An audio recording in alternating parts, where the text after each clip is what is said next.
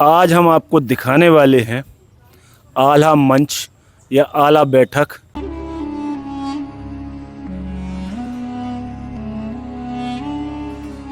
उससे पहले आप देखो यहाँ पर ये जो आप कलाकारी देख रहे हो ये यहाँ पर इस आला मंच की सीढ़ियों में बनाई गई हैं। तो नमस्कार दोस्तों, मैं आपका स्वदेश और आपका इस चैनल पर बहुत बहुत स्वागत है। तो अब हम देर ना करते हुए आपको लेके चल रहे उस आला मंच के पास और सुनाएंगे उसकी सारी कहानी कि ये आला मंच किसने बनवाया था और ये किस वजह से प्रसिद्ध है और किस लिए यह जाना जाता है। तो आ जाओ करण भाई, बताएं कि ये जो आला मंच है या आला बैठक है ये किसने बनवाई थी और इसका क्या इतिहास है। जब कीरत सागर का निर्माण हुआ था उसी समय इन इमारतों का निर्माण हुआ था। बताया 1063 ईस्वी में जब कीरत सागर का निर्माण चला था उस समय बनकर तैयार हुई थी। फिर आल्हा बाद में आए। फिर आल्हा मंच से इसलिए कहा गया क्योंकि जब यहाँ पर युद्ध की रणनीति होती थी या राजा परमार थे जो यहाँ के आया करते थे तो इसी जगह पर बैठक लगाया करते थे। और बैठक के साथ आप यहाँ पर एक खास चीज़ देखेंगे, एक और आपको चबूतरा मिलेगा, उसके बाद एक ग्राउंड टाइप में मिलेगा। इस ग्राउंड में हो जैसे सेना है खड़ी होगी उस तरफ तक आगे तक, मंत्री वगैरह यहाँ जो पदाधिकारी सेनापति राजा यहाँ पर खड़े रहा करते थे आराम से। तो इसे आल्हा मंच इसलिए संबोधित कहा गया है क्योंकि आल्हा यहाँ से अपने भाषण सुनाया करते थे, जो दिशा दिखानी है, क्या करना है और क्या नहीं करना है, किस प्रकार से रणनीति होती। तो कहते नहीं है कहीं जैसे भाषण सुना तो उसे मंच के नाम से प्रदर्शित कर दिया जाता, तो उसी प्रकार से इसे भी कर दिया जाता प्रस्तुति के लिए। हाँ, और यहाँ पर एक चीज़ और है, यहाँ पर पृथ्वीराज चौहान भी बैठे थे एक समय पर साथ में। ऊपर ही चल के वहीं बताते हैं। तो देखिए अब हम ऊपर चल रहे हैं और देखा जाए तो 1000 वर्ष हो चुके हैं ऐसे, और आज भी एक धरोहर आप किस प्रकार से यहाँ आपको देखने को मिलेगी। ये महोबा की सबसे अच्छी जगह मानी जाती है कीरत सागर, और कीरत सागर के तट पर ही है स्थित। क्योंकि अभी भी महोबा में जो झांकियाँ निकाली जाती हैं आला उदल के याद में, तो इसी जगह पर बड़े बड़े प्रोग्राम आज भी किए जाते हैं कि जो पुरानी संस्कृति चली आई बुंदेलखंड की आज भी चली आई। और यहाँ की कहावत भी आपको बता दूँ, एक बहुत ही प्रचलित है। कहा जाता है कि बड़े लड़ैया महोबे वाले जिनकी मार सही ना जाए, और एक खा मारे दो मर जावे, तीजा खौफ खाए डर जाए, मरे के नीचे जिंदा लग ऊपर लोथ लई लटकाए। ऐसे दो वीर योद्धा की चर्चाएं आज पूरे भारत वर्ष में होती हैं। तो उन्हीं की ये इमारत है, आप देख सकते हैं, जो बहुत पुरानी है। और आज आपको एक खुला आसमान देखने को मिलेगा यहाँ से। एक समय नहीं था, ये बंद था पूरा, कि बरसात में भी यहाँ पर बैठक लगाया करते थे। इस प्रकार से ये चली आई और आप अंदाज़ा लगाइए कि 900 से 1000 वर्ष हो चुकी है किस प्रकार से। ये देखो आप पूरा तिरछा है यहाँ पे, बाद में सीमेंट वगैरह का काम हाँ ये सब बना दिया गया और बहुत मजबूती है और का डर रह सकता था इसमें। हाँ, इसीलिए तो छाप वगैरह भी कर तो देख सकते हैं। और ये चंदेल कालीन पिलर हाँ, उसमें उपयोग किया उसी प्रकार उसी समय की सब यूज है। तभी आज ये देख सकते हैं देखने को मिलती है। अगर ईंटों वगैरह से बनी होती तो ध्वस्त हो जाती है आज के समय में, तभी मिलती है। और जो कीरत सागर में यही पत्थर यूज किया गया है। और अब यहाँ की एक कहानी और हमने सुनी, आपको टोक हाँ बताइए। ये पारस मणि वाली जो कहानी है वो पारस मणि भी कहा जाता है, पारस पत्थर भी कहा जाता है। एक चंदेल जब शासन काल चल रहा था तो बताते हैं कि वंशजों के रूप में, कहते नहीं कि हमारी पीढ़ी परदादाओं की फिर हमें मिली और आगे ऐसे मिलती रही, तो इन्हें इसी प्रकार से वसीयत में बोलते थे। तो राजा परमार थे, उन्हें वसीयत में पारस पत्थर मिला था। पारस पत्थर और 5 घोड़ों की वजह से युद्ध हुआ करते थे जो पृथ्वीराज चौहान हुए। और इस प्रकार क्योंकि जो बुंदेलखंड राज था और महोबा इनकी राजधानी थी, बहुत धनी थी।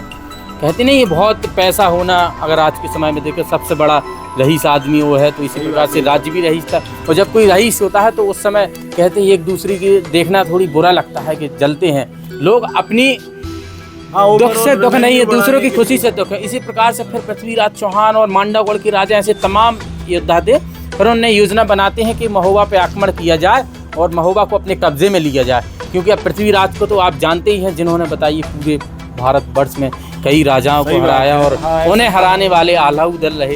तो कहा जाता है कि सबसे पहले पूरे भारत को अगर किसी ने एक किया तो वो पृथ्वीराज चौहान, और फिर संबोधित किया। फिर इन प्रकार से उनसे भी लड़ाई हो चुकी थी, मगर इन्होंने भी हराया 1-2 बार। और फिर लास्ट का बताते हैं कि एक युद्ध हुआ था तो उसमें पृथ्वीराज चौहान की मृत्यु हो गई। हाँ बताते हैं, ऐसा बताया गया। और फिर कुछ क्या कहते हैं कि जो उनके कवि जगनिक थे, ऐसा होता है ना कि जो तुम राजा हो, तुम्हारे यहाँ कोई कवि होगा तो तुम्हारी बड़वाई करेगा। महोबा का उस समय परमार रासो है, जो परमार रासो में कुछ कहानियाँ बताई गई हैं, उसमें थोड़ी बहुत तो इनका उल्लेख कम मिलता है। अब पता नहीं वो क्यों कम दिया गया, इसके बारे में ज़्यादा तो पता नहीं हमें, मगर हम बता दें कि ये बहुत बड़ी वीर योद्धा रहे और इनकी अलग कहानियाँ हैं जो आज बुजुर्गों द्वारा पता चलती हैं। अब मैं आपको लड़ाई पे बता दूं कि यहाँ पर क्यों आए थे पृथ्वीराज चौहान और क्या ज़रूरत पड़ गई। आपको भी पता होगा कि पृथ्वीराज चौहान ने यहाँ पर युद्ध लड़े और चढ़ाई भी की महोबा पर।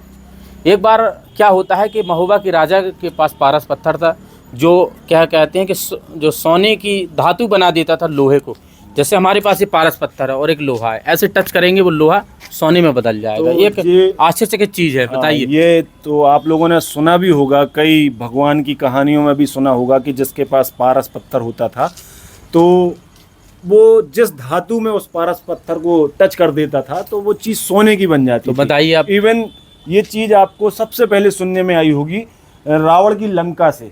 एक्चुअली में जो रावण की लंका है, ऐसा कहा जाता है, सुनने में आया है, इस बात का कोई प्रमाण नहीं है क्लियर, कि जो रावण की लंका थी वो पहले नॉर्मली धातु और पत्थरों के द्वारा बनाई गई थी, लेकिन जब वो चीज़ कुबेर के यहाँ से रावण लाया और रावण उसका आर्किटेक्ट था, तो वो भगवान शंकर को देने को, पार्वती जी को गिफ्ट देने को आया, तो उन्होंने टच कर दिया उसमें पारस पत्थर, तो वो पूरी सोने की हो गई। बाद में पार्वती जी ने वो गिफ्ट रूप में, उपहार स्वरूप में वो चीज़ उनको रावण को दे दी। ये अलग कहानी है। खैर, अभी हम आते हैं अपने मुद्दे पर। तो ये पारस मणि की कहानी आज से सदियों पुरानी कहानी मानी जाती है। हाँ, तो जैसे इनके पास पारस पत्थर था, घोड़े थे, ऐसी तमाम चीज़ें थी और भी, तो उन्हें पाने के लिए एक बार पृथ्वीराज चौहान युद्ध करते हैं और युद्ध करने के बाद महुआ पे चढ़ाई करते हैं। महुआ पे चढ़ाई करने के बाद आप देख रहे हैं टावर, यहाँ पर आपको टावर दिख रहा हो, वहाँ पर एक बहुत बड़ा एरिया फैला हुआ है। वहाँ पर पृथ्वीराज चौहान आते हैं और महोबा पर चढ़ाई करने के लिए तैयार हो जाते हैं। और वे क्या करते हैं कि यहाँ पर एक पत्र लिख के भेजते हैं कि, या फिर सैनिक भेजते हैं अपना, कि हम आपसे युद्ध करने के लिए तैयार हो, या हमसे युद्ध करो या फिर वो चीज़ महोबा छोड़ के भाग जाओ। तो इसी प्रकार से यहाँ से पत्र जाता है, एक बैठक बुलाई जाती है यहाँ पर कि आप आइए, क्योंकि राजा महाराजाओं जो थे बहुत उस समय के, आप देख सकते हैं कि बरहमेश अकेले में नहीं मारा करते थे, खास तौर पे हिंदू में होता है, और बुलाकर एक समझौते के तरह करते थे। अगर समझौता नहीं हुआ तो फिर युद्ध किया करते थे। तो कुछ राजा छल भी किया करते थे, अलग अलग कहानियाँ हैं राजाओं की। हाँ, तो इस प्रकार से चलता था। तो यहाँ पर बताते, आला उदल राजा परमार पृथ्वीराज के साथ बैठक हुई। पृथ्वीराज चौहान कहते हैं कि हमें वो दे दीजिए, मणि दे दीजिए और ये कर दीजिए, तो ये मना कर देते हैं ये। तो फिर युद्ध की शुरुआत होती है।